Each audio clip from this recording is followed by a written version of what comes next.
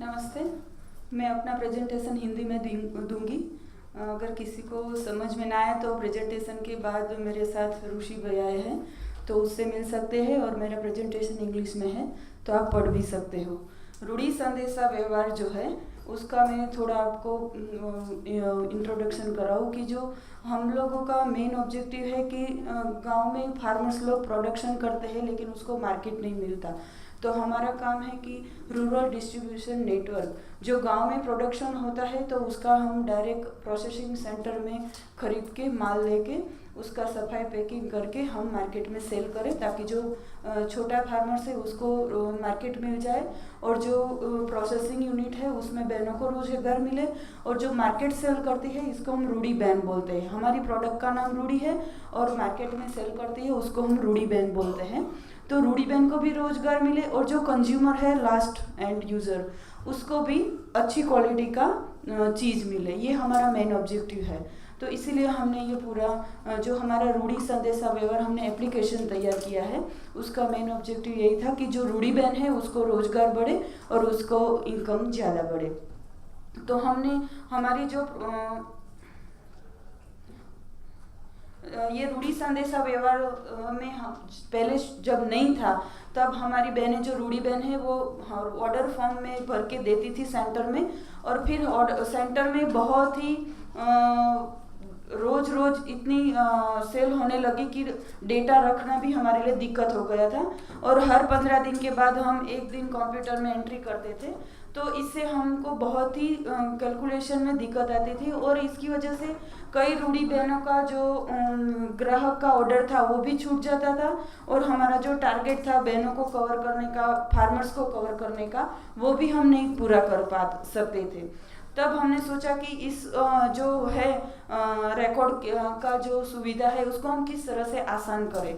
तो हमने Vodafone foundation, सेवाने और सेरेब्रल फाउंडेशन ने मिलके एक रूढ़ी एप्लीकेशन प्रोडक्ट जो है प्रोजेक्ट तैयार किया, और उसमें हमारा मेन ऑब्जेक्टिव था कि बहनों को ज़्यादा से ज़्यादा आसानी से काम कर सके और उसका रोजगार बढ़ा सके। जो ये रूढ़ी संदेशा व्यवहार का एप्लीकेशन तैयार किया उसमें हमने रूढ़ी बहन के साथ मिलके बात की कि वो किस तरह से अपने मोबाइल में आसानी से ये सब एप्लीकेशन का उपयोग कर सके और फिर अपना बिजनेस बढ़ा सके। तो ERP टूल्स का उपयोग करके हमने पूरा ये एप्लीकेशन तैयार किया।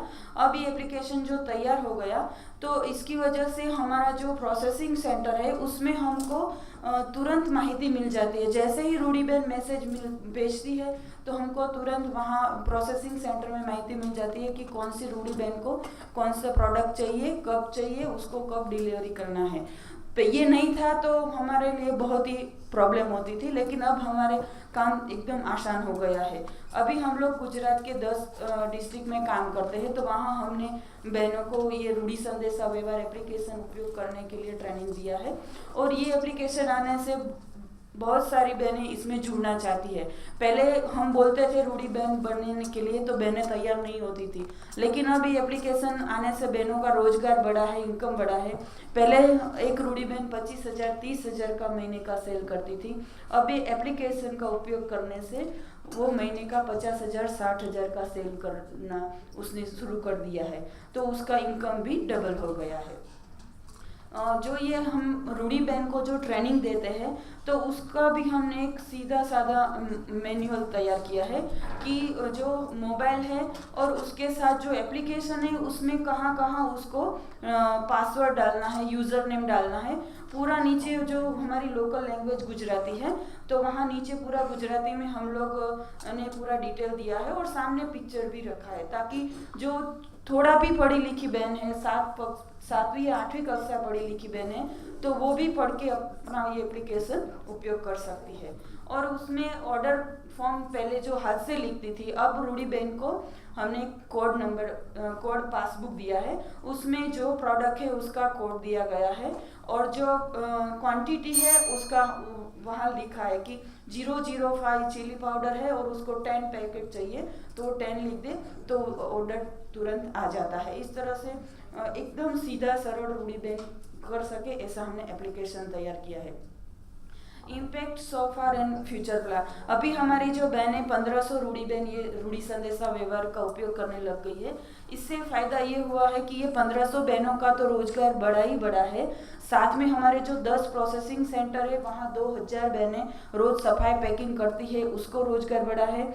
जो ये 1500 बहनों के 1,50,000 ग्राहक है, उसको एक क्वालिटी वाला चीज़ मिला है, और 25,000 फार्मर से उसको डायरेक्ट मार्केट मिला है। तो ये 1500 बहनों का उपयोग करने से इतने सारे लोगों को फ़ायदा हुआ है। और अभी जो हमारा मेन काम है कि हमारा जो रूढ़ी का मैनेजमेंट सिस्टम था वो भी आसान हो गया है, और GSM वीमेंस इनोवेशन ग्रांट से अभी हमको फंड मिला है, और ये एप्लीकेशन को और भी हम आसान करना चाहते हैं। रूढ़ी बहन का सुझाव आता है कि इसको और हम कैसे आसान कर सके, तो इसीलिए हम इसमें भी थोड़ा स्ट्रक्चर रिवाइज कर रहे हैं और इसमें M-पैसा डाल रहे हैं, क्योंकि रूढ़ी बहन के पास रोज रोज पैसा आता है 10,000 5,000, तो उसके लिए भी एक रिस्क रहता है। तो M-पैसा भी उसमें एप्लीकेशन में डाल दे तो बहनों का रिस्क भी कम हो जाएगा और उसका जो बिजनेस है वो भी बढ़ेगा। अभी हम और ये एप्लीकेशन को 2014 में जब मोबाइल वर्ल्ड कांग्रेस हुआ था तो उसमें बेस्ट सर्विस इन इमर्जिंग का अवार्ड भी मिला है। और हमारा गुजरात में तो नेटवर्क था ही, अब हम जो नज़दीक के राज्य है वहाँ भी ये एप्लीकेशन का काम हमने शुरू किया है, ताकि और ज़्यादा से ज़्यादा बहनें इसमें जुड़ के अपना रोजगार बढ़ा सके, अपनी फैमिली का एक इनकम बढ़ा सके और फैमिली को एक मदद कर सके। Very interesting, and we see how we are moving from in the different facets of empowerment, the safety, security of women, the health, and the fertility choice and management, fertility management, and moving on to livelihood opportunity using these apps. So great range of the different facets of empowerment, and in terms of children, reducing vulnerability. But there the debate is very much there, that how much that kind of app is able to actually reduce the vulnerability of what we normally see as prone to sexual abuse, prone to maybe trafficking, kidnapping, missing children. So that is the kind of vulnerability that we are trying to address. So that debate would still go on, but maybe not here. The time is also, we move on to the next speaker.